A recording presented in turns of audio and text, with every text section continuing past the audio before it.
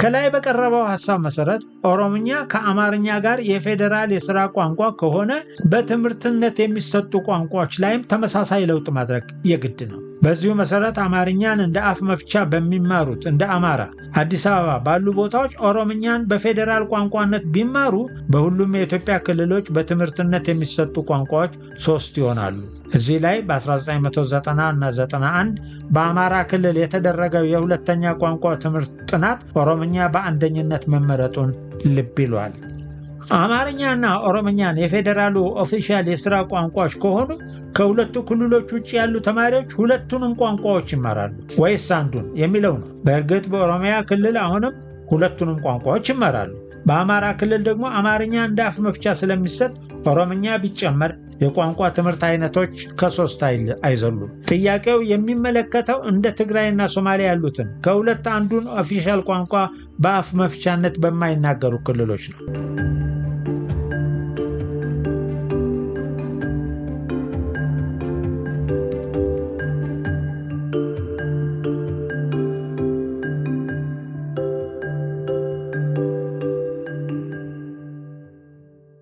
ማተኮሪያ ነጥቦች በአጠቃላይ ሲታይ የኢህአዴግ የቋንቋና ትምህርት ፖሊሲ የአንድ ቋንቋ የበላይነት የተንጸባረቀበትን የቅድመ 1983 የቋንቋና ትምህርት ፖሊሲ የዜጎችን በቋንቋቸው የመጠቀምና የሕፃናትን በአፍ መፍቻ ቋንቋቸው የመማር መብት ባረጋገጠ የቋንቋ ፖሊሲ በመተካቱ ስር ነቀል ለውጥ አምጥቷል በፖሊሲ ደረጃ። ይሁን እንጂ የሀገሪቱ ስነ ልሳናዊ ተጨባጭ ሁኔታና የአስፈጻሚዎች ፖለቲካዊና ጎሳዊ ወገነተኝነት የፖሊሲውን አተገባበር በታሰበው መንገድ እንዳይሄድ አድርጎታል። ሀገሪቱ የተከተለችው ጎሳዊ ፌዴራሊዝም በፖሊሲው አተገባበር ላይ የበኩሉን አሉታዊ ተጽዕኖ አሳድሯል። የፌዴራሉን መንግስት የመሰረቱት ክልሎችን የመሰረቱት ዞኖችና ወረዳዎች አስተዳደራዊ ወሰናቸውን እንደ ብሔራዊ ድንበር በመቁጠርና ቋንቋዎችን እንደ ብቸኛ የማንነት መገለጫ በመውሰድ የአንድነትንና የልዩነትን ሚዛን ባለመጠበቃቸው የሀገሪቱ ብሔራዊ አንድነት ከፍተኛ አደጋ ላይ ወድቋል። በመሆኑም አሁን ያለው ችግር መፍትሄ ያገኝ ዘንድ የቋንቋ ፖሊሲውን መጠነኛ ማሻሻያዎችን ማድረግ ያሻዋል። ከታች የቀረቡት የማሻሻያ ሐሳቦችም ከዚህ አንጻር የቀረቡ ናቸው። የማሻሻያ ሐሳቦቹ የጸሐፊውን የስነ ልሳን ተማሪነት፣ የምርምርና የማስተማር ልምድ መሰረት ያደረጉ ናቸው። ለአደባባይ የዳረጋቸውም የጸሐፊው ለሀገርና ለወገን የመቆርቆር ስሜትና ለልጆቹ የተሻለች ኢትዮጵያን የማዘጋጀት ፍላጎት ብቻ ነው። የአንድነትና የልዩነትን ሚዛን መጠበቅን በተመለከተ ቋንቋን ከሀገር ግንባታ ጋር አቆራኝቶ መመልከት የተለመደ ነው።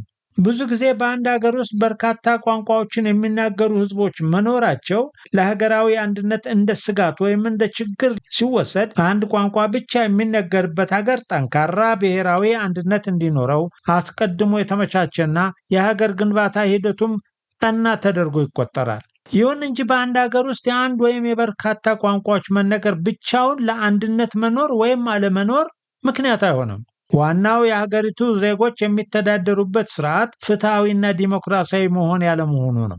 ዜጎች እኩል በማይታዩበትና መብታቸው በማይከበርበት ሀገር አንድ ቋንቋ በመናገራቸው ብቻ ጠንካራ ብሔራዊ አንድነት ሊኖር አይችልም። ቢኖርም እንኳን በጭቆና ምስማር የተቸነከረ አንድነት ስለሚሆን ምስማሩ መነቀሉ አይቀርም።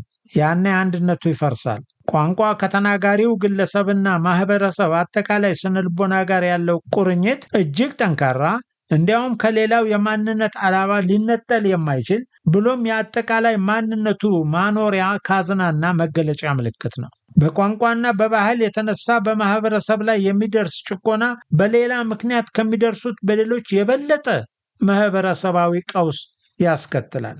አንድ ቋንቋ የሚነገርበት ሀገር ውስጥ የሚኖሩ ህዝቦች የሚጋሩት ማንነት አለ። ከዚህም በላይ ሀገሪቱ በምትከተለው የቋንቋ ፖሊሲ የተነሳ በዜጎች ላይ አድሎ አይደርስም። ዜጎች ቋንቋውን በመናገር የሚያገኙት ጥቅም ተመሳሳይ ስለሚሆን ሌሎች ፖለቲካዊና ማህበራዊ ምክንያቶች ካልታከሉበት በስተቀር ቋንቋ ለመከፋፈል ስጋት አይሆንም። ይህ ማለት ግን ተቃራኒው እውነት ነው ማለት አይደለም። በርካታ ቋንቋዎች የሚናገሩ ህዝቦች የሚኖሩባቸው እንደ ኢትዮጵያ ያሉ ሀገሮች እንደየሚናገሩበት ቋንቋና እንደሚኖሩበት ባህል መለያየት ስነ ልቦናዊ ማንነታቸው ልዩነት ይንጸባረቅበታል። እነዚህ ህዝቦች በአንድ ሀገር ውስጥ በአንድ መንግስት ስር በሚተዳደሩበት ጊዜ የእያንዳንዱን ቋንቋ ተናጋሪ ግለሰባዊና ቡድናዊ መብቶች አጠባበቅ አድሏዊ እንዳይሆን ያሻል። ይህን የሚቆጣጠረው ደግሞ ሀገሪቱ የምትከተለው የቋንቋ ፖሊሲ ነው። አብዛኛውን ጊዜ በልሳነ ብዙ ሀገሮች ፖለቲካዊ አስተዳደሩን የያዘው ቋንቋና ባህል በሌሎች ቋንቋዎችና ባህሎች ላይ የበላይነት ይዞ ሌሎችን ሲደፈጥጥ ይታያል። ይህ ሲሆን የተጨቆኑ ቋንቋና ባህሎች ስለሚያምፁ አንድነት ይፈርሳል። ቋንቋውና ባህሉ ያልተከበረለት ህዝብ ደግሞ ማመፁ የጊዜ ጉዳይ ነው። በአንድ ገበሬ በሞፈሩ መጣመም፣ በግብርና ኋላ ቀርነት፣ በጎጆ መዝመም ወዘተ ብንሳለቅ ሊታገሰን ይችላል። በሚናገረው ቋንቋና በሚኖረው ባህል በተለይ በመንፈሳዊ የባህሉ እሴት ላይ ብንሳለቅበት ግን አይታገሰንም። በቋንቋ በባህልና በሃይማኖት ምክንያት የሚደረግ ጭቆና በመደብ ከሚደርስ ጭቆና በበለጠ ለሀገራዊ አንድነት አደጋ ነው። ልሳነ ብዙ ሀገራት አንድነታቸውን ጠብቀው እንዲኖሩ የዜጎቻቸው በቋንቋቸው የመጠቀም መብት ደረጃ በደረጃ መጠበቅ አለበት። እዚህ ላይ የሚነሳው ተገቢ ስጋት ሁሉም በቋንቋው ከተጠቀመ በሂደት የቋንቋውን ተናጋሪ የተነጠለ ማንነት ወዳለው ማህበረሰብ ወይም ህዝብ ያድግና ሀገራዊ አንድነት ፈተና ላይ ይወድቃል የሚለው ነው። በዚህም የተነሳ በርካታ ልሳነ ብዙ ሀገሮች አንድ ቋንቋ መርጦ በመጠቀም ጠንካራ ሀገራዊ አንድነትን ለማምጣት ሞክረዋል። አንድን ቋንቋ በሌሎች ቋንቋዎች ላይ መጫን የሌሎቹን በራስ ቋንቋ የመጠቀም መብት ይገፋል። በቋንቋውና ባህሉ ራሱን የመግለጽ መብቱ የተገፈፈ ህዝብ ደግሞ እንደወደቀበት ጭቆናና አፈና መጠን ጊዜ ይውሰድ ይሆናል እንጂ ማመፁ አይቀርም። በመጨረሻም የተወጠነው ሀገራዊ አንድነት ሳይሆን መበተንና መፍረስ ይመጣል። ይህ እንዳይሆን የሚነደፈው የቋንቋ ፖሊሲ በተቻለ መጠን የዜጎችን በተለያየ ደረጃ በራስ ቋንቋ የመጠቀም መብት በማረጋገጥና በሀገር ደረጃ ደግሞ የጋራ ቋንቋ ወይም ቋንቋዎችን በመጠቀም መካከል ያለውን ሚዛን ሊጠብቅ ይገባዋል። በራሳቸው ቋንቋ የመጠቀም መብታቸው የተከበረላቸው ዜጎች ሁለተኛ ሀገረ ቋንቋ መጠቀምን እንደ ተጨማሪ ጸጋ እንጂ እንደ ጭቆና አይመለከቱትም። በመሰረቱ ያለ ልሳነ ብዙ ሀገራት የቋንቋ ፖሊሲ አንድነትንና ልዩነትን አመጣጥኖ የተነደፈ መሆን ይጠበቅበታል። የቋንቋ አጠቃቀም እቅዱም ይህን ሚዛን ጠብቆ ማዘጋጀት አለበት። ለሀገራዊ አንድነት ሲባል አንድ ቋንቋ ሌሎች ቋንቋዎችን ድጦ እንዲንሳፋ መፍቀድ የለበትም። የዜጎችን በቋንቋ የመጠቀም መብት ለመጠበቅ ሲባልም ሀገራዊ አንድነት አደጋ ላይ መውደቅም የለበትም። በመጀመሪያ ደረጃ እያንዳንዱ ሕፃን በአፍ መፍቻ ቋንቋው መማር አለበት የሚለው የዩኔስኮ ደንብ እንደ ኢትዮጵያ ባሉ ልሳነ ብዙ ሀገሮች ያለ እንከን ተግባራዊ ሊደረግ አይችልም። ከ80 በላይ ቋንቋዎች በሚነገሩባት ኢትዮጵያ ክልላዊ ቋንቋ ሆነው የወጡት 9 ብቻ ናቸው። ከ70 በላይ የሚሆኑት ቋንቋዎች በእነዚህ ክልሎች ውስጥ ነው ያሉት። በዚያ ላይ የመማሪያ ቋንቋን የመወሰን ስልጣን የተሰጠው ለክልሉ ነው። በመሆኑም በክልሉ ውስጥ ያሉ አነስተኛ ተናጋሪ ያላቸው ቋንቋዎች መብት በክልሉ ውስጥ አብላጫ ተናጋሪ ባለው ቋንቋ በተለያየ ደረጃ ይዳጣል። ሁሉም ቋንቋዎች እኩል ናቸው የሚለው የቀዳማዊ ኢህአዴግ አዲሱ የቋንቋ ፖሊሲ በፌዴራል ደረጃ ያለውን ተቀባይነት በክልል ደረጃ አላገኘም። ተግባር ላይ የዋለው እየተሸራረፈ ነው። ለምሳሌ ያክል በትግራይ ብሔራዊ ክልል የሚነገሩት የኩናማና የኢሮብ ቋንቋዎች በወረዳ ደረጃ እንኳን ኦፊሻሊ ስራ ቋንቋ አይደሉም። በተጨማሪም በየትኛውም ደረጃ የማስተማሪያ ቋንቋዎችን አቋም አላገኙም። መኮንን በመላው ሀገሪቱ ለመጣው ለውጥ መሰረት የሆነው እንቅስቃሴ መነሻ በሆነው የትግራይ ክልል የሚታየውን የቋንቋ ፖሊሲ አተገባበር ቅድመ 1983 የነበረው የኢትዮጵያ የቋንቋ ፖሊሲ ትክክለኛ ግልባጭ ነው በማለት ይገልጸዋል። አሁን በትግራይ ክልል ተግባራዊ እየተደረገ ባለውና ከ1983 በፊት በመላው ሀገሪቱ ትከተለው በነበረው የቋንቋ ፖሊሲ አተገባበር መካከል ያለው ብቸኛ ልዩነት ከ1983 በፊት በትግራይ በበላይነት የተንሰራፋው ቋንቋ አማርኛ ሲሆን አሁን ደግሞ ትግርኛ መሆኑ ብቻ እንደሆነ መኮንን በ2016 ጨምሮ ይገልጻል። በትግራይ ክልል የታየው የኩናማ የሳሆና የኢሮብ በቋንቋ የመጠቀም መብት መገፈፍና በሌሎች ክልሎችም በተለያዩ አነስተኛ ተናጋሪ ባላቸው ቋንቋዎች መካከል በተደጋጋሚ የሚፈጠረው የኔ ቋንቋ ይቅደም ግጭት ዋናው መንስኤ የቋንቋ ፖሊሲው በደምሳሳው የቋንቋዎችን እኩልነትና የሕፃናትን በአፍ መፍቻ ቋንቋ የመማር መብት ከመቀበል ባለፈ ለእያንዳንዱ ቋንቋ የአቋም እቅድ አለማስቀመጡ ነው። መረጃን መሰረት አድርጎ የተዘጋጀ ሀገራዊ የቋንቋ አቋም እቅድ በቋንቋ ፖሊሲ አተገባበር የአንድነትና ልዩነት ሚዛን ለመጠበቅ ያግዛል። በቋንቋ ፖሊሲ ዝግጅት ወቅት ትልቅ ትኩረት የሚያሻው አንዱ ጉዳይ የእያንዳንዱን ቋንቋ አቋም እቅድ ማዘጋጀት ነው። የቋንቋ አቋም እያንዳንዱን ቋንቋ የሚመለከት በመሆኑ ዝግጅቱ ስለ እያንዳንዱ ቋንቋ መሰረታዊ መረጃ ይፈልጋል። ቋንቋው ምን ያክል ተናጋሪ አለው? የት ይነገራል? የአፍ መፍቻ ብቻ ነው ወይስ በሁለተኛ ቋንቋነት የሚናገረው ማህበረሰብ አለ? ጽሑፍ አለው? የማስተማሪያ ቋንቋ ነው? ወዘተ የሚሉት መረጃዎች የቋንቋውን አቋም እቅድ ለማዘጋጀት ወሳኝ ናቸው። ይህን መሰረት በማድረግ ቋንቋው በየትኛው ደረጃ የሥራ ቋንቋ ሊሆን እንደሚችል በወረዳ፣ በዞን፣ በክልል፣ በፌዴራል፣ በየትኛው ደረጃ የማስተማሪያ ቋንቋ ደግሞ ሊሆን እንደሚችል በአንደኛ ደረጃ፣ በሁለተኛ ደረጃ፣ በኮሌጅ፣ በየትኛው ደረጃ የብዙሃን መገናኛ ቋንቋ እንደሚሆን በማህበረሰብ ራዲዮና ጋዜጣ፣ በወረዳ ብዙሃን መገናኛ፣ በዞን የብዙሃን መገናኛ፣ በክልል የብዙሃን መገናኛ፣ በፌዴራል የብዙሃን መገናኛ ወዘተ። አንድ አነስተኛ ተናጋሪ ያለው ቋንቋ በፖሊሲው የተሰጠው አቋም በወረዳ ደረጃ የሥራ ቋንቋነትና እስከ 4ኛ ክፍል የማስተማሪያ ቋንቋነት ቢሆን ማህበረሰቡ ለቋንቋው ጽሕፈት በመቅረጽ መዝገበ ቃላቱን በማዳበር ከሳይንስና ቴክኖሎጂ ጋር በማላመድ በፖሊሲው ለተቀመጠለት አቋም እንዲበቃ ያሳድገዋል። የተሰጠውን አቋም አስቀድሞ ስለሚያውቅም ቋንቋዬ ለምን የዞን ወይም የክልል የሥራ ቋንቋ አይሆንም፣ ለምን ሁለተኛ ደረጃ ማስተማሪያ አይሆንም ብሎ ግጭት ውስጥ አይገባም። የቋንቋ አቋም በቋንቋ ፖሊሲ ውስጥ በግልጽ መቀመጡ ዜጎች ለፖሊሲው መሰረት የሆነውን አካባቢያዊና ዓለም አቀፋዊ እውነታ እንዲረዱም ያደርጋል። የኢትዮጵያ ልሳነ ብዙነትና የሕዝቦች አሰፋፈር አካባቢያዊ እውነታ ማንኛውም ሕፃን በአፍ መፍቻ ቋንቋው እንዲማር ለማድረግ አያስችልም። በመሆኑም በየክልሉ በየዞኑና በየወረዳው የማስተማሪያ ቋንቋነት ወይም የሥራ ቋንቋነት አቋም የሚሰጣቸው ቋንቋዎች በግልጽ ተለይተው በቋንቋ አቋም እቅዱ ውስጥ መቀመጥ አለባቸው። ይህ ደግሞ ስለ እያንዳንዱ ቋንቋ ተጨባጭና ያልተዛባ መረጃን መሰረት አድርጎ የሚሰራ ስለሆነ በቋንቋዎች ላይ ቀድሞ የዳሰሳ ጥናት ማድረግን ይጠይቃል። ያለ ጥናትና ያለ ተጨባጭ መረጃ የሚነደፉ የቋንቋ ፖሊሲዎችና ለቋንቋዎች የሚቀመጡ አቋሞች ተግባራዊ ሊሆኑ አይችሉም። ለምሳሌ ያክል የኬንያን የቋንቋ ፖሊሲ ብንመለከት ኬንያ ከእንግሊዝ ቅኝ አገዛዝ ነፃ እንደወጣች በተከተለችው የቋንቋ ፖሊሲ ውስጥ የሀገሪቱ የሥራ ቋንቋ ሆኖ የተቀመጠው የስዋሂሊ ቋንቋ ነበር። ይሁን እንጂ ከእንግሊዝኛ ቋንቋ ጋር ሲወዳደር የስዋሂሊ ቋንቋ የነበረበት ደረጃ ለብሔራዊ የሥራ ቋንቋነት አቋም የሚያበቃው አልነበረም።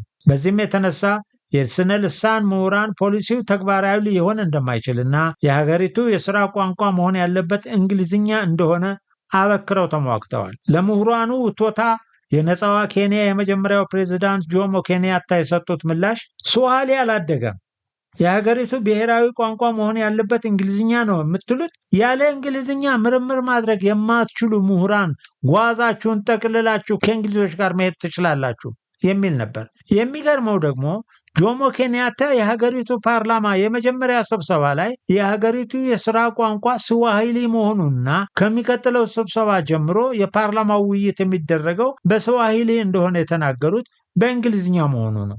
የኬንያ የቋንቋ ፖሊሲ መሰረት ያደረገው በሀገሪቱ የሚነገሩ ቋንቋዎች ያሉበትን የእድገት ደረጃና ስርጭት ሳይሆን ለቅኝ ገዢዋ ለእንግሊዝ ያለን ጥላቻ መሆኑን የፖሊሲውን ተግባራዊነት ጎድቶታል። በሀገራችንም አማርኛን የጨቋኝ ቋንቋ አድርጎ በቂም በደፈረሰ ዓይን በመመልከት በተወሰዱ እርምጃዎች ከክልል ጀምሮ በዞንና በወረዳ ደረጃ ባለው የፖሊሲው ተግባራዊነት ችግሮች ያጋጥመዋል። የፌዴራል መንግስት የሥራ ቋንቋ ምርጫ የፌዴራል መንግስትን የሥራ ቋንቋ ምርጫ በተመለከተ በቋንቋ ፖሊሲ የተነሳ በዜጎች ላይ የሚደርሰውን የራስን ቋንቋ የመጠቀም መብት ገደብ ለመቀነስና ማህበረሰባዊ መነጠልን ለማስቀረት የተለያዩ ሀገራት መፍትሄ የሚሏቸውን እርምጃዎች በቋንቋ ፖሊሲዎቻቸው ውስጥ ያካትታሉ። ከነዚህ እርምጃዎች መካከል አንዱ ቢያንስ በፖሊሲና በሕግ ደረጃ ከአንድ በላይ ሀገራዊ የሥራ ቋንቋ መጠቀምን ነው። ለምሳሌ ያክል ደቡብ አፍሪካ 11 ኦፊሻል ቋንቋ አላት። አጠቃላዩ የደቡብ አፍሪካ ሕዝብ ውስጥ ከመቶ ሰዎች 98ቱ ከነዚህ 11 ቋንቋዎች መካከል በአንዱ አፋቸውን የፈቱ ናቸው። ከሀገሪቱ ኦፊሴላዊ ቋንቋዎች ውስጥ በአንዱም አፋቸውን ያልፈቱት ከመቶ ሰዎች መካከል ሁለቱ ብቻ ናቸው። በዚህ የቋንቋ አቋም ዕቅድ ደቡብ አፍሪካ የሁሉም ሀገር ናት የሚል ጠንካራ መልእክት ተላልፏል። የፖሊሲው ካስማም የተሳሰረ ማህበረሰብ መፍጠር ነው። እነዚህ 11 ቋንቋዎች በሕገ መንግስቱ እኩል ኦፊሻል የሥራ ቋንቋነት አቋም ተሰጥቷቸው እኩልነታቸው ተረጋግጧል። ይሁን እንጂ የሚደረገላቸው ድጋፍ እኩል አይደለም። በውስጣዊ እድገታቸው፣ በጽሕፈት ስርዓት፣ በመዝገበ ቃላት ሀብት፣ በስነ ጽሑፍ ወዘተ ወደ ኋላ የቀሩት አነስተኛ ቋንቋዎች ከትልልቆቹና በአንጻራዊነት በርካታ ተናጋሪዎች ካሏቸው ቋንቋዎች እኩል እንዲያድጉ የተለየ ድጋፍ ይደረግላቸዋል።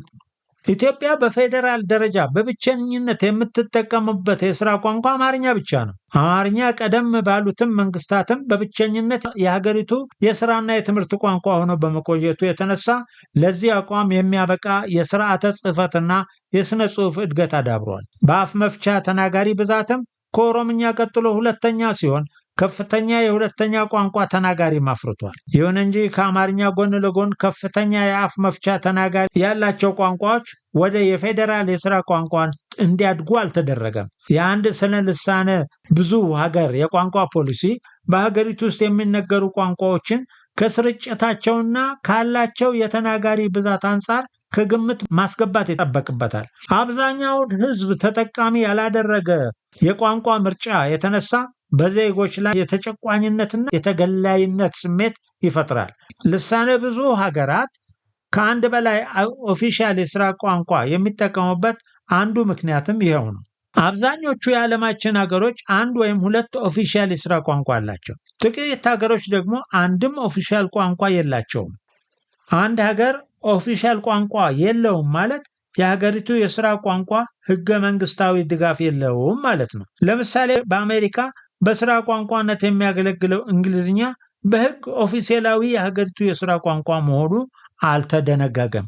አብዛኞቹ የዓለማችን ሀገሮች አንድ ወይም ሁለት ኦፊሻል የሥራ ቋንቋ አላቸው። ጥቂት ሀገሮች ደግሞ አንድም ኦፊሻል ቋንቋ የላቸውም። አሜሪካና ሜክሲኮ ከጥቂቶቹ ውስጥ ሁለቱ ናቸው። ከሁለት በላይ ኦፊሻል የሥራ ቋንቋ የሚጠቀሙ ልሳነ ብዙ ሀገሮችም በርካታ ናቸው። ከአንድ በላይ ኦፊሻል የሥራ ቋንቋን የመጠቀም ሀሳብ ምሰሶ ከሀገሪቱ ዜጎች አብዛኞቹን ተጠቃሚ ማድረግ ነው። ለምሳሌ የደቡብ አፍሪካን የቋንቋ ፖሊሲ ብንመለከት ቀደም ብለን እንደጠቀስነው 11 ኦፊሻል ቋንቋዎች ፈቅዷል። እነዚህ 11 ቋንቋዎች ከሀገሪቱ ሕዝቡ 98 በመቶውን በአፍ መፍቻነት የሚናገራቸው ናቸው። በተጨማሪም የሀገሪቱ ፓርላማ የደቡብ አፍሪካን የምልክት ቋንቋን ኦፊሻል ቋንቋ አድርጎ በቅርቡ ስለተቀበለው የሀገሪቱ ኦፊሻል ቋንቋዎች 12 ሆነዋል።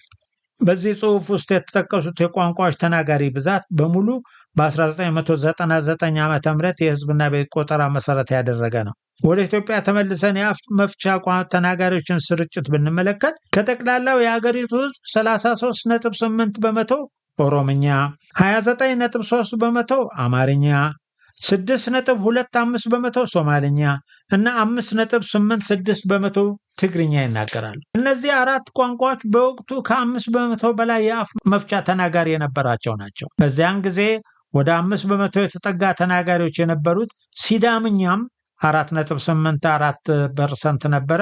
ዛሬ ከ5 በመቶ በላይ ተናጋሪ ይኖረዋል። በዚህ መረጃ መሰረት በፌዴራሉ ኦፊሻል የሥራ ቋንቋ ወይም አማርኛ አፋቸውን የፈቱ ተናጋሪዎች 29 በመቶ ናቸው። ከሀገሪቱ ጠቅላላ ሕዝብ ብዛት 1/3 በታች ማለት ነው። ኦሮምኛ ከአማርኛ ከፍ ያለ 33.8 የአፍ መፍቻ ተናጋሪ አለ።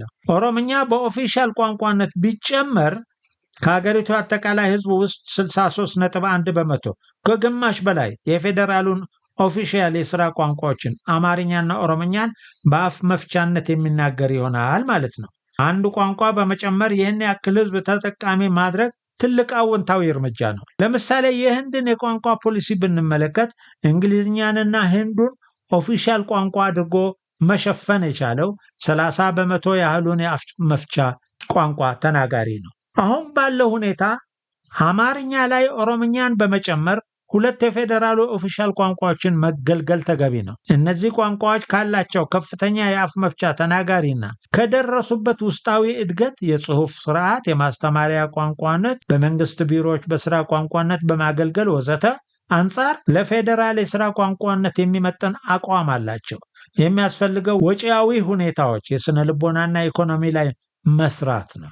በአንድ ሀገር ውስጥ የሚኖሩ ህዝቦች መብታቸው ከተጠበቀላቸውና እውቅናና ክብር ከተሰጣቸው ለሀገራቸውና ለዜጎች ያላቸው ክብርና ፍቅር ከፍ ይላል። ዜጎች መብታቸው በተሸራረፈበት እውቅናና ክብር በማያገኙበት ሀገር እየኖሩ ለሀገራቸውና ለወገናቸው አዎንታዊ አመለካከት ሊኖራቸው አይችልም። በተለይም የተለያየ ቋንቋና ባህል ያላቸው ህዝቦች በሚኖሩበት ሀገር የሚተገበሩ ፖሊሲዎች በተቻለ መጠን የአብዛኛውን ህዝብ መብት የሚያረጋግጡና በተሻለ ለኑሮ የሚያበቁ መሆን ይጠበቅባቸዋል። የአማርኛና የኦሮምኛ ቋንቋዎችን የፌዴራሉ መንግስት ኦፊሻል የስራ ቋንቋ መሆን እንደ መጨረሻ ግብ መውሰድ የለበትም። እነዚህ 2 ቋንቋዎች 63.1 በመቶ የሆነውን የአፍ መፍቻ ተናጋሪ ብቻ ያቀፉ ናቸው። ይህን ቁጥር ከፍ ማድረግ ሀገራዊ አንድነትን የበለጠ ለማጠናከር ትልቅ አስተዋጽኦ ያደርጋል። በመሆኑም ከሁለቱ ቋንቋዎች የፌዴራል ኦፊሻል የስራ ቋንቋነት ትግበራ ልምድ እየተወሰደ ተጨማሪ ቋንቋዎችን ወደ ፌዴራል የስራ ቋንቋ ማሳደግ ተገቢ ነው። በሚቀጥሉት ከ15 እስከ 25 ባሉት ዓመታት በአጠቃላይ የአገሪቱ ህዝብ ብዛት ውስጥ ከ5 በመቶ በላይ የአፍ መፍቻ ተናጋሪ ያላቸው ሶማልኛ፣ ትግርኛና ሲዳምኛ በፌዴራል ደረጃ ኦፊሻል ቋንቋዎች ቢደረጉ 63.1 በመቶ የነበረውን የፌዴራል ኦፊሻል ቋንቋዎች የአፍ መፍቻ ተናጋሪ ብዛት ወደ 80 በመቶ ያስጠጋዋል። ከ80 በላይ ቋንቋዎችን የሚናገሩ ከ100 ሚሊዮን በላይ ሰዎች በሚኖሩበት ሀገር 5 ቋንቋዎችን የፌዴራል የስራ ቋንቋ በማድረግ የ80 በመቶ ዜጎችን ማካተት ለአንድ ሀገር የቋንቋ ፖሊሲ ከፍተኛ ስኬት ነው። ይህ በተራው ዜጎች አዎንታዊ ሀገራዊ የጋራ አመለካከት እንዲያዳብሩ በማድረግ የሀገር ግንባታ ሂደትን ያሳልጣል። ፍትሐዊነትን በተመለከተ በኢትዮጵያ የተዋቀረው የፌዴራል ስርዓት ቋንቋን መሰረት ያደረገ ነው። የኦሮምኛ፣ የአማርኛ፣ የሶማሊኛ፣ የትግርኛና የአፋርኛ ቋንቋዎች በየክልላቸው እጅግ አብላጫውን ቁጥር የያዙ በመሆናቸው አነስተኛ ተናጋሪ ያላቸውን ቋንቋዎች ከግምት ያለማስገባታቸው እንዳለ ሆኖ የስራ ቋንቋ አመራረጣቸው ተገቢ ነው። የሐረሪ ክልል የስራ ቋንቋ ምርጫ ግን ፍትሐዊነት የጎደለውና ለጥያቄ የተጋለጠ ነው። በሐረሪ ክልል ከሐረሪ ቋንቋ ተናጋሪዎች ሌላ በርካታ ቁጥር ያላቸው የኦሮምኛና የአማርኛ ቋንቋ ተናጋሪዎች ይኖራሉ። የስራ ቋንቋ ምርጫው እነዚህን ቋንቋዎች ከግምት ያስገባ መሆን ነበረበት። ቀደም ብለን እንደጠቀስነው የኢትዮጵያ የቋንቋ ፖሊሲ ክልላዊ ወይም ቴሪቶሪያል ሞዴልን የተከተለ ነው። በመሆኑም በየክልሉ አብላጫ ተናጋሪ ያለው ቋንቋ የክልሉ የስራ ቋንቋ ይሆናል። ከሐረሪ ክልል በስተቀር 5ቱ ክልሎች የስራ ቋንቋዎችን የመረጡትን በዚህ መንገድ ነው። በሐረሪ ክልል ውስጥ 104,263 ኦሮምኛን፣ 50,503 ደግሞ አማርኛን በአፍ መፍቻነት የሚናገሩ ዜጎች ይኖራሉ። ይህ ሲታይ 13,438 የአፍ መፍቻ ተናጋሪ ያለው ሐረሪ የክልሉ የሥራ ቋንቋ የመሆን ዕድል የለውም።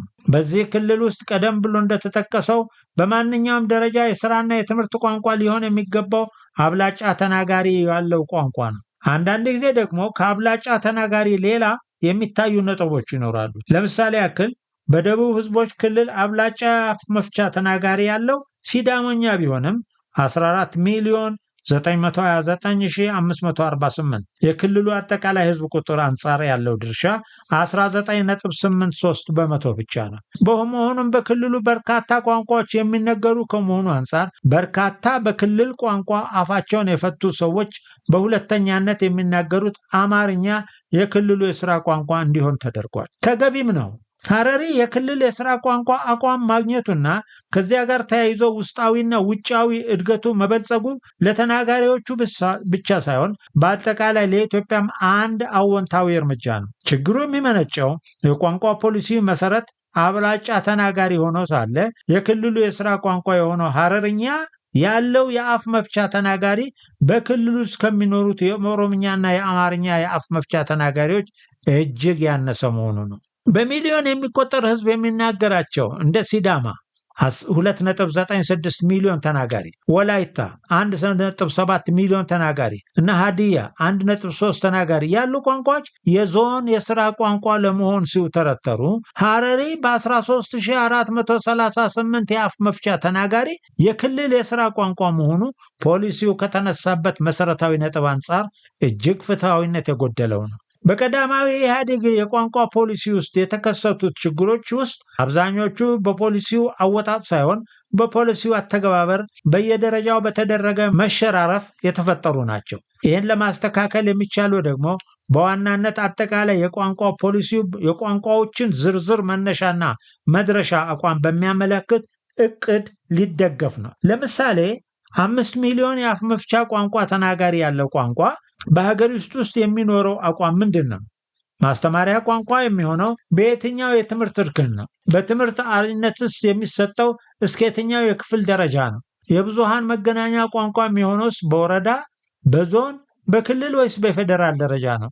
1 ሚሊዮን የአፍ መፍቻ ተናጋሪ ያለውስ? ግማሽ ሚሊዮን የአፍ መፍቻ ተናጋሪ ያለው ቋንቋስ በፖሊሲው የተቀመጠለት አቋም እስከምን ይደርሳል? ወዘተ የመሳሰሉ ጥያቄዎች በቋንቋ አቋም እቅዱ አጠቃላይ መልስ ሊሰጣቸው ይገባል። ይህ መሆኑ በሐረሪ ክልል የታየውን የቋንቋዎች ዘፈቀዳዊ የአቋም ዕደላ ያስቀራል። ስለዚህ የፌዴራል፣ የክልል፣ የዞንና የወረዳ የሥራ ቋንቋ መሆን የሚገባቸውን ቋንቋዎች ለመለየት አስቀድሞ እነዚህን የመሳሰሉ ስነ ልሳናዊና ስነ ማህበረሰባዊ ጥያቄዎች መመለስ ያሻል። በጥናት ትምህርትንና ቋንቋን በተመለከተ የአፍ መፍቻ ቋንቋ ትምህርት የቋንቋዎችን አካባቢዊ መረጃ በመሰብሰብና ቋንቋው ለማስተማሪያነት አቋም ያለው ውስጣዊና ውጫዊ ብቃት በማገናዘብ የሚመረጥ ሊሆን ይገባል።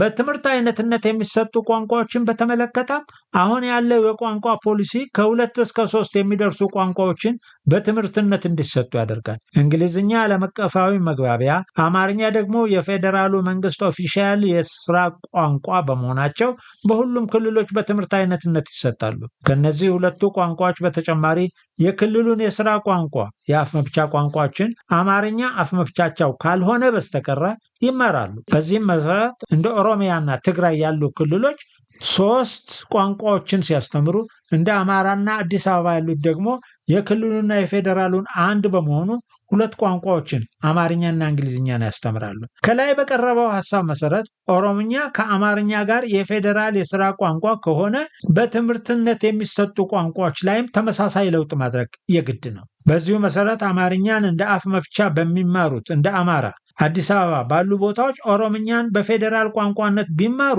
በሁሉም የኢትዮጵያ ክልሎች በትምህርትነት የሚሰጡ ቋንቋዎች 3 ይሆናሉ። እዚህ ላይ በ1990 እና 91 በአማራ ክልል የተደረገው የሁለተኛ ቋንቋ ትምህርት ጥናት ኦሮምኛ በአንደኝነት መመረጡን ልብ ይሏል። አማርኛና ኦሮምኛን የፌዴራሉ ኦፊሻል የሥራ ቋንቋዎች ከሆኑ ከሁለቱ ክልሎች ውጭ ያሉ ተማሪዎች ሁለቱንም ቋንቋዎች ይማራሉ ወይስ አንዱን የሚለው ነው። በእርግጥ በኦሮሚያ ክልል አሁንም ሁለቱንም ቋንቋዎች ይማራሉ። በአማራ ክልል ደግሞ አማርኛ እንደ አፍ መፍቻ ስለሚሰጥ ኦሮምኛ ቢጨመር የቋንቋ ትምህርት አይነቶች ከ3 አይዘሉም። ጥያቄው የሚመለከተው እንደ ትግራይና ሶማሊያ ያሉትን ከሁለት አንዱን ኦፊሻል ቋንቋ በአፍ መፍቻነት በማይናገሩ ክልሎች ነው። በእርግጥ በሰኔ 2010 ዓ.ም የወጣው የትምህርት ሚኒስቴር የትምህርትና ስልጠና የወደፊት አቅጣጫ ጠቋሚ ሰነድ እስከ 4 ቋንቋዎች ማስተማርን እንደ አማራጭ አቅርቧል። እንግሊዝኛ፣ አማርኛ፣ የክልል ቋንቋና አንድ ተጨማሪ የአፍ መፍቻ ወይም አካባቢያዊ ቋንቋ። ይሁን እንጂ ይህን ተግባራዊ ለማድረግ ሁኔታዎች አይፈቅዱም። በተለመደው ስሌት ብንወስድም እንኳ 4 ቋንቋዎችን እናስተምር ብንል ተማሪዎች በሳምንት ከሚማሩት 30 5 ጊዜ 6 ክፍለ ጊዜ ውስጥ የቋንቋ ትምህርት ከ1/3 4 ጊዜ 3 12 በላይ ያለውን ይወስዳሉ። ይህ ደግሞ ለሌሎቹ የይዘት ትምህርት አይነቶች ጊዜ ያጣብባል። የቋንቋ ትምህርት አሁን ካለበት የ3 ቋንቋዎች ጣሪያ ሳይዘል የኦሮምኛ ቋንቋን የፌዴራል ኦፊሻል የሥራ ቋንቋነት ተከትሎ ሊፈጠር የሚችለውን ችግር በሁለት መንገድ መፍታት ይቻላል። በመጀመሪያ አሁን 3 ቋንቋ፣ የክልል ቋንቋ፣ የፌዴራል ቋንቋ አማርኛና እንግሊዝኛን በሚማሩ እንደ ትግራይ፣ ሶማሌ ወዘተ በመሳሰሉት ክልሎች ተማሪዎች ከአማርኛና ከኦሮምኛ የፈለጉትን መርጠው እንዲማሩ ማድረግ። ምርጫው የሚካሄደው በክልል በዞን ወይም በወረዳ ደረጃ ሳይሆን በግለሰብ ደረጃ በተማሪው በራሱ ነው። ይህም ማለት በእያንዳንዱ ትምህርት ቤት ሁለቱም ቋንቋዎች በትምህርትነት ይቀርባሉ ማለት ነው። በአንድ ትምህርት ቤት ውስጥ ለየክፍል ደረጃው ለየቋንቋው አንዳንድ የማስተማሪያ ክፍል በማዘጋጀት የአንድ ክፍል ተማሪዎች በፌዴራል ቋንቋ ክፍለ ጊዜ ወደ መረጡት ቋንቋ ማስተማሪያ ክፍል በመሄድ ይማራሉ። ልክ በሳይንስ ክፍለ ጊዜ ወደ ቤተ ሙከራ ሄደው እንደሚማሩት ማለት ነው። በእርግጥ ይህ ተጨማሪ ገንዘብና የሰለጠነ የሰው ኃይል ይጠይቃል። ይሁን እንጂ ለአተገባበር አስቸጋሪ አይደለም። በአጠቃላይ በዚህ ጽሑፍ ውስጥ የቀረበው ሐሳብ በሀገራዊ አንድነትና ልዩነት መካከል ያለውን ሚዛን ለመጠበቅ ይረዳል ከሚል ነው። አማርኛና ኦሮምኛን የፌዴራል የሥራ ቋንቋ ማድረግ ከ60 በመቶ በላይ ዜጎችን የአፍ መፍቻ ቋንቋ ተጠቃሚ ያደረገ ፖሊሲ ተግባራዊ ማድረግ ያስችላል። የሁለተኛ ቋንቋ ተናጋሪዎችን ሲጨምር ደግሞ ሽፋኑ እጅግ ከፍ ይላል። ከዚህ ጎን ለጎን ከክልል ጀምሮ ደረጃ በደረጃ የአብላጫ ተናጋሪ መስፈርትን በመጠቀም የስራና የትምህርት ቋንቋዎች ከተመረጡ የሕዝቦችን በቋንቋቸው የመጠቀም መብት በከፍተኛ ደረጃ ማስጠበቅ ይቻላል። ይህ ደግሞ በዜጎች ላይ የመከባበር ስሜት ስለሚያሳድር ሀገራዊ መተሳሰብና ብሔራዊ ስሜትን ከፍ ያደርጋል። የእንግሊዝኛ ቋንቋን በተመለከተ ተማሪዎች በአፍ መፍቻ ቋንቋቸው የአንደኛ ደረጃ ትምህርት እንዲከታተሉ ማድረግ አካባቢያቸውን የተዛመደና የተዋሃደ አድርገው እንዲመለከቱ ስለሚያግዝ የአእምሮ እድገታቸውን ያፋጥናል። ይሁን እንጂ እንደ ኢትዮጵያ የሁለተኛ ደረጃና የኮሌጅ ትምህርት በእንግሊዝኛ በሚሰጥበት ሁኔታ በአፍ መፍቻ ቋንቋ ትምህርት የሚሰጥበት የክፍል ደረጃ ወጥነት ሊኖረው ይገባል። በክልሎች በአፍ መፍቻ ቋንቋ የሚሰጠው የአንደኛ ደረጃ ትምህርት አብቅቶ እንግሊዝኛ የማስተማሪያ ቋንቋ የሚሆንበት የክፍል ደረጃ ከክልል ክልል ይለያያል። 5ኛ፣ 7ኛ ወይም 9ኛ ክፍል ነው። በዚህም የተነሳ የተማሪዎች የእንግሊዝኛ ችሎታ ከክልል ክልል ይለያያል። በእንግሊዝኛ ሲማሩ የቆዩበት ዓመት እስከ 4 ዓመታት ድረስ ልዩነት ስላለው የተማሪዎች የእንግሊዝኛ ቋንቋ ችሎታ ይለያያል። ይህ በተራው የሁለተኛ ደረጃ መልቀቂያ ፈተና በእንግሊዝኛ የሚዘጋጅ ከመሆኑ ጋር ተያይዞ በየክልል የሚገኙ ተማሪዎች የሁለተኛ ደረጃ መልቀቂያ ፈተና ውጤት ላይም ተጽዕኖ ይፈጥራል።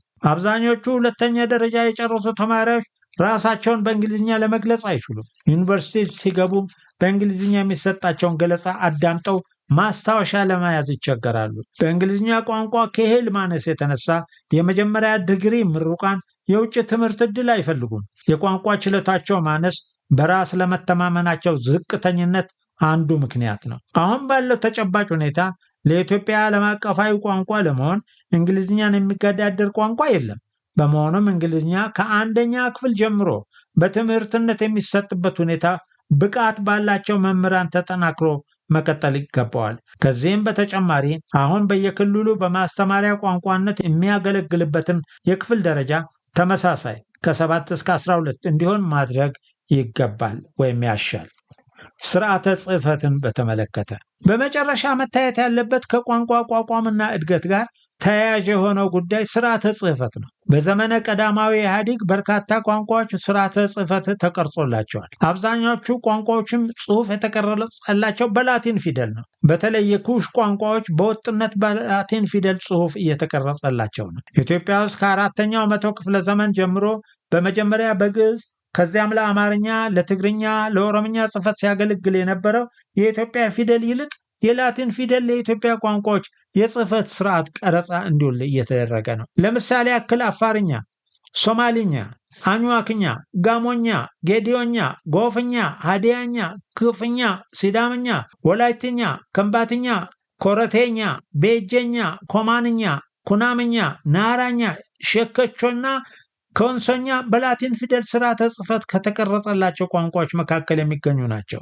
በዚህም የተነሳ በኢትዮጵያ ታሪክ ውስጥ የኢትዮጵያ ፊደል ገጥሞት የማያውቀው ፈተና ተደቅኖበታል። የኢትዮጵያ ፊደል አዲስ ጽሕፈት ለሚቀርጽላቸው የኢትዮጵያ ቋንቋዎች የመጀመሪያ ምርጫ የሚሆንባቸው አሳማኝ ምክንያቶች አሉ።